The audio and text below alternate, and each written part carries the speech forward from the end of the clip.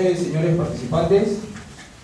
Hoy miércoles 27 de octubre del año 2010 trataremos el tema ¿qué materias son arbitrales?, la cual estará a cargo de la doctora Katy Mendoza Morgado. Ella es profesora de arbitraje de la Pontificia Universidad Católica del Perú. Asimismo es profesora de la Escuela de Posgrado de la Universidad de SAM. Se desempeña como abogada de la Procuraduría del Ministerio de Transporte y Comunicación y es árbitro en contratación al Estado, la cual la recibimos con un caluroso aplauso.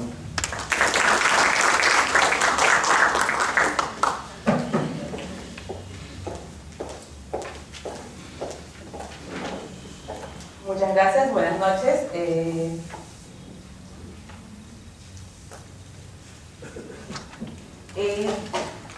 Ustedes han podido escuchar un poco de lo que es mi currículum o de cuál es mi experiencia en el tema de arbitraje.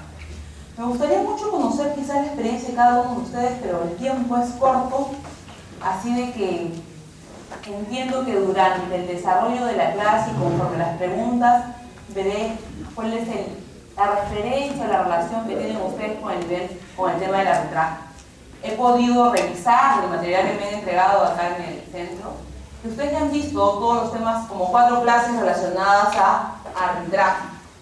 Han visto lo que son principios en el arbitraje, han visto lo relacionado a convenio arbitral, e inclusive algo relacionado a las materias arbitrales, porque cuando han tocado el tema de convenio, entiendo tienen que haber desarrollado de alguna manera el tema de materias arbitrales. El tema que nos trae, que nos junta, que nos reúne el día de hoy, es un tema que vamos a tratar de enfocarlo de manera general y luego precisarlo en el tema de contrataciones. ¿Qué es lo que pasa con nuestra ley de arbitraje?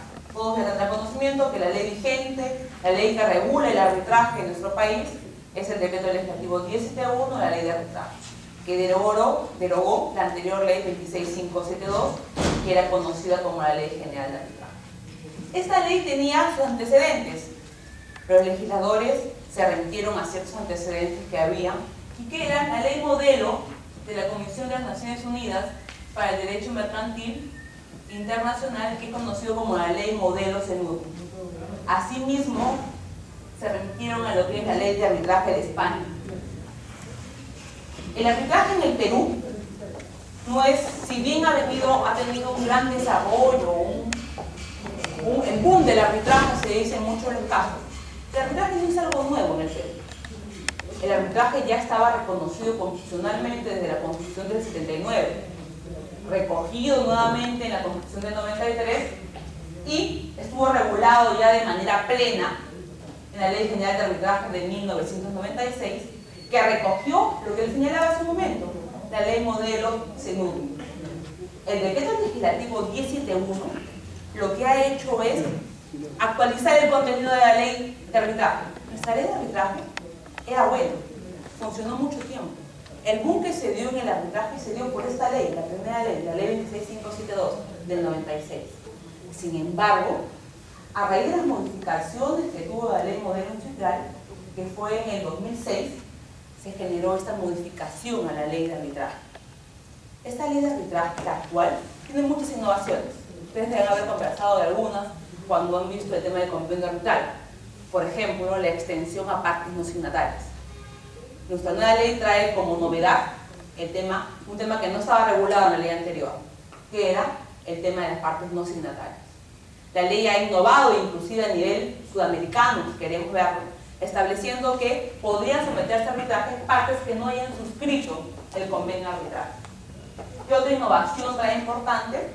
Por ejemplo, el otorgamiento de la facultad de ejecución de medidas cautelares por parte del tribunal arbitral sin corriendo traslado a la otra parte. Nosotros conocemos, por un tema de teoría general del proceso, que las medidas cautelares son normalmente otorgadas in habita partes, sin conocimiento de la contraparte. Sin embargo, esta nueva ley de arbitraje establece algo distinto. Establece que por regla las medidas cautelares deben ser puestas en conocimiento de la otra parte para que se pronuncie respecto a ellas y recién a partir de ello el tribunal pueda pronunciarse. Solo de manera excepcional, dice la ley, no se correrá traslado, siempre y cuando la parte justifique la necesidad de no correr traslado. Pero la regla es que se corra traslado. Esa es una modificación y otra innovación que trae la ley de arbitraje actual. Como esa hay varias. Como esa hay varias. Y esto es lo que vamos a conversar el día de hoy, pero solo relacionado a las materias arbitrales. Como les comenté al inicio, nuestra ley ha recogido disposiciones de otras leyes, y entre ellas está la ley de arbitraje española del 2003, que si ustedes leen, si leen tanto el contenido de este dispositivo como el que está contenido en el decreto legislativo, van a ver que son muy similares. Por ejemplo, ¿qué dice la ley de arbitraje española? Son susceptibles de arbitraje las controversias sobre materias de libre disposición conforme a derecho. Tal cual aparece en nuestra ley. La ley de arbitraje peruano no ha hecho otra cosa que copiar y agregar 2 líneas más a ese numeral, porque nuestra ley habla también de conformidad con la ley y los tratados y acuerdos internacionales suscritos por el Perú. Es lo que agrega nuestra ley, pero en realidad ha copiado íntegramente este numeral de la ley de arbitraje española. Acá está la nuestra. Pueden someterse a arbitraje las controversias sobre materias de libre disposición conforme a derecho, tal cual. Lo que ha agregado es, así como aquellas que la ley o los tratados o acuerdos internacionales autorizan. El segundo párrafo relacionado al arbitraje internacional es idéntico. Es idéntico. Por eso es que señalamos que, si bien, y esto tiene una diferencia con la ley de arbitraje, con la ley 26572, porque la ley señalaba inclusive qué materias no podrían ser sometidas a arbitraje. Esta ley ha sido más genérica. Te digo lo que puedes arbitrar. Todo lo demás se entiende que no lo puedes arbitrar, sin necesidad de señalar qué es lo que no puedes arbitrar. La anterior ley se señalaba taxativamente qué no se podía arbitrar. Esta ley no. Esta ley te dice, puedes arbitrar todo esto y sobreentiende que respecto a todo lo demás no puedes arbitrar. Quizás es un tema muy genérico, muy abierto, y genera que los tribunales tengan que pronunciarse respecto a estas situaciones. Pero creo que al final ha sido lo mejor, porque ya deja discrecionalidad de las partes establecer cuáles son las materias que quieren arbitrar. Claro, de acuerdo al ordenamiento jurídico vigente, dice la ley. Y acá vamos a ir analizando poco a poco qué es lo que dice este artículo 2. Cuando habla de controversia, el artículo se refiere en general a todo, ¿no? Controversia, conflicto, discrepancia, disputa. Porque alguna vez que una parte dice, no sabes qué ha hecho controversia, acá lo que tenemos una disputa, pero ¿qué diferencia? Cuando he dicho controversia, la ley ha querido abarcar todo. Disputa, contienda, discrepancia y cualquier sinónimo relacionado a contraposición de intereses. Habla de materia, cuestión, asunto, aspecto, y lo que señala de manera, y lo más importante, es de libre disposición de las partes. Y cuando se refiere a libre disposición de las partes, señala, o se quiere entender, que las partes tengan la capacidad de decidir sobre el tema que se está sometiendo a arbitraje. Y lo último que dice, que es lo más importante, conforme a derecho. Es decir, no es otra cosa que de conformidad o atendiendo o respetando el ordenamiento jurídico vigente. Es así de genérica. Yo he tratado quizás de describirle cada uno de los puntos que establece el artículo 2 para que puedan advertir ustedes lo genérico que es la norma de establecer qué materias son arbitrables. De ahí parte ya las partes, de ahí tienen que las partes analizar qué es lo que pueden, a través del código arbitral, someter a arbitraje. Y vamos a ver casos. Yo les han alcanzado solo las diapositivas, pero yo he traído inclusive 2 sentencias que se los voy a dejar ahora a través del personal de acá administrativo para que las conversemos en la clase que sigue, que es el próximo miércoles, creo, al menos la presencial. Son 2 sentencias de la sala comercial que a través de las cuales anulan en un caso parcialmente un laudo y en el otro caso lo anula totalmente. ¿Y por qué lo anula en uno de los casos? Porque dice que la materia sobre la cual se ha pronunciado el tribunal no es arbitrable. No quiero entrar en detalle por qué señala esto la sala, porque eso va a ser materia de discusión y de debate y de conversación en la próxima clase. pero sí hay pronunciamientos desde la sala en los cuales se señala de que hay materias, hay tribunales que se vienen pronunciando sobre materias no arbitrables o evidentemente no arbitrables. Porque uno pensaría, bueno, a un tribunal le queda claro qué cosa puede pronunciarse y respecto a qué no puede pronunciarse. Pero en la práctica se está dando casos en los cuales los tribunales, bajo el consentimiento de las partes, ¿sabes qué? ¿Cuál es el razonamiento que vienen teniendo los tribunales? ¿Sabes qué? Si las partes lo quieren arbitrar, y este es el mundo de las partes, ¿por qué no arbitrar? El tema es que la ley de arbitraje dice que en estos casos, de oficio, la sala comercial podrá declarar la anulación del reclamo. No es necesario que ninguna de las partes, inclusive, si la sala toma conocimiento de estas circunstancias, dice la ley, podrá de oficio declarar la nulidad del auto. Así que en estos casos no es tan simple como que las partes asientan o consientan que el tribunal se pronuncie. Porque en el caso que vamos a analizar, uno de los casos al menos, no fue causal de anulación, la parte no denunció cuando demandó por anulación, no pidió que la sala comercial anule el laudo por tratarse de materia no arbitrable. Pero la sala de oficio se pronunció respecto a eso y anuló parcialmente el laudo. Sin necesidad, porque la parte se fue por otro tema, totalmente distinto para la anulación. Por un tema que no fue, inclusive el tema que fue desestimado por la sala. La sala lo anuló por algo distinto a lo que había llegado a otra parte, porque advirtió o consideró que la materia no era arbitrable. Y esto genera que nosotros vengamos a analizar a raíz de estos casos las materias arbitrables, que podrían ser quizás un tema muy corto para un curso, y que podría estar incluido quizás en un tema de convenio arbitral. Pero como ya hay sentencias y pronunciamientos en este sentido, genera que muchos de los cursos que se vienen dando de arbitraje toquen de manera detallada y se discutan temas como materias arbitrables. ¿Qué es arbitrable y qué no es arbitrable? Y el primer punto que quiero distinguir, y es importante porque en la práctica mucho se da, una cosa es materia arbitrable y otra cosa es materia sometida a arbitraje. Ustedes deben haber visto, y me dicen, si no lo han visto para conversarlo brevemente, el principio de competence, el principio de competencia de los tribunales arbitrales. ¿Los han visto? ¿Los han conversado? Dentro de lo que es convenio arbitral, existen 3 mecanismos, dice la doctrina, de protección del convenio arbitral, que generan que el arbitraje inicie, se desarrolle y concluya. ¿Qué cosa quiere decir? Que blindan el arbitraje. ¿Cuáles son estos 3 principios que permiten que el arbitraje se blinde, que se proteja de cualquier interferencia? Son el principio de competence, el principio de separabilidad o autonomía del convenio arbitral y la excepción del convenio arbitral. Estos son los 3 principios que la doctrina regula como principios que permiten que el arbitraje se blinde de cualquier interferencia y los árbitros puedan pronunciarse sobre el fondo. Por eso se conoce como mecanismos de protección del convenio. Dentro de estos 3 mecanismos se encuentra el principio de competence. Y el principio de competence no es otra cosa que el principio a través del cual el tribunal tiene competencia para 2 cosas. Un tribunal constituido tiene competencia para 2 cosas. Primero, para declarar la validez, nulidad, anulabilidad o ineficacia de un convenio arbitral. Y segundo, para decidir qué materias son de su competencia. Tiene para 2 cosas. Primero tiene que saber si el convenio es válido.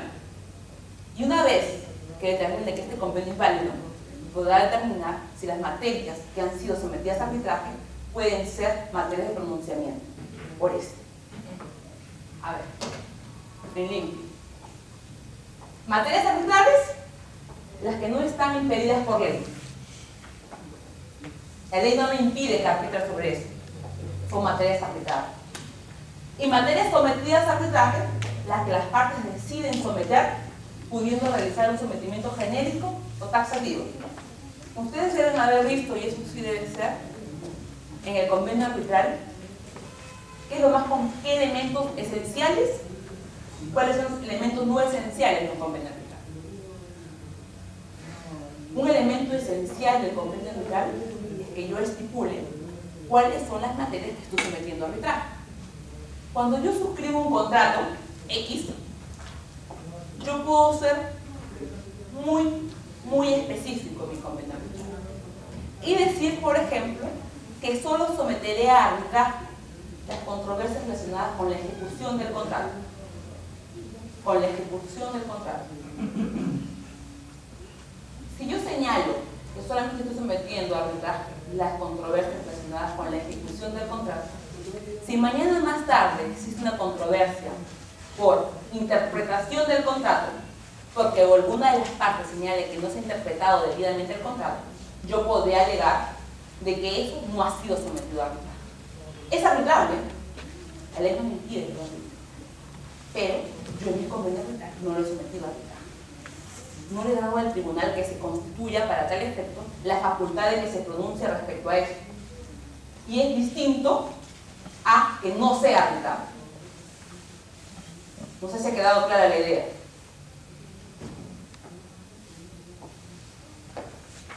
Me gustaría, y yo se los comento como un tema de por horario, por forma de clase, hacer las clases un poquito más dinámicas.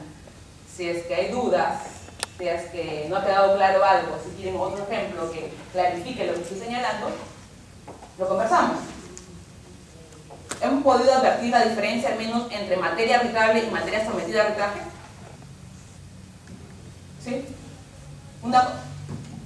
Yo puedo establecer en mi convenio que todas las controversias van a ser sometidas a arbitraje y estoy cubriendo todo mi contrato. Pero si yo soy precisa, mañana más tarde voy a tener problemas quizás con este convenio arbitral. Uno tiene que saber cuando suscribe, o tiene que tener en cuenta cuando suscribe un convenio arbitral, qué es lo que quiere arbitrar. Para mañana más tarde no tener problemas. Si tú quieres arbitrar todo, redacta un convenio arbitral genérico. Si tú no quieres arbitrar todo, solamente quieres arbitrar ciertas controversias, especifícalas de manera determinante en tu convenio. Porque si no, mañana más tarde te pueden iniciar arbitrajes sobre materias que no quieras someter tu arbitraje. Si tú tienes un contrato de obra y solo quieres someter arbitraje a la liquidación, pongamos en el caso de que un contrato que no es con el Estado, contratos particulares, porque con el Estado es distinto, es obligatorio todo el tipo de arbitraje. Pongamos entre particulares. Tú solamente quieres someter arbitraje el tema de la liquidación, porque sabes que va a ser rápido y quieres liquidar rápido el contrato. Tendrás que poner en tu convenio que solo las controversias sometidas o relacionadas con la liquidación del contrato serán sometidas a arbitraje. Ahora, lo que yo les recomiendo es que el convenio sea lo más genérico posible. Es lo más genérico posible, es lo mejor. Pero, cuando vayan a cuestionar un arbitraje, cuando sean la demandada y no quieran el arbitraje, tengan en cuenta que cuando aleguen la excepción de incompetencia del tribunal, porque el tribunal no es competente para conocer determinadas materias, deben tener en cuenta que pueden alegar dos tipos de cosas. Primero, que no es arbitrable la materia, porque la ley no lo permite. O que la controversia no ha sido sometida a arbitraje. Puede ser perfectamente arbitrable, la ley lo permite, pero nosotros al suscribir el convenio no hemos decidido someterlo a arbitraje, que es totalmente distinto. A veces las partes, los abogados suelen confundir ambas y dicen que no es arbitrable. ¿Cómo que no es arbitrable? Sí es arbitrable. Sí es arbitrable. ¿Dónde dice la ley? ¿Dónde me impide arbitrar sobre esto? Sí es arbitrable. No, pero es que sí es arbitrable. Otra cosa es que si tú quieres decirme, no es que no lo hemos. Otra cosa es que no lo hayamos sometido a arbitraje de acuerdo a tu punto de vista, de acuerdo a la interpretación que tú tienes del convenio arbitral, que es totalmente distinto. Creo que con esto. ¿Nos puede dar un ejemplo preciso en el que una de las partes quisiera o someter solamente un aspecto del contrato de arbitraje y otros no? O sea, ¿en qué medida le convendría que algo del contrato no sea sometido a arbitraje, lo que debo entender que eso es de materia jurisdiccional, ¿no es cierto? Claro. Entonces, pero con un ejemplo, digamos, aterrizando, ¿cómo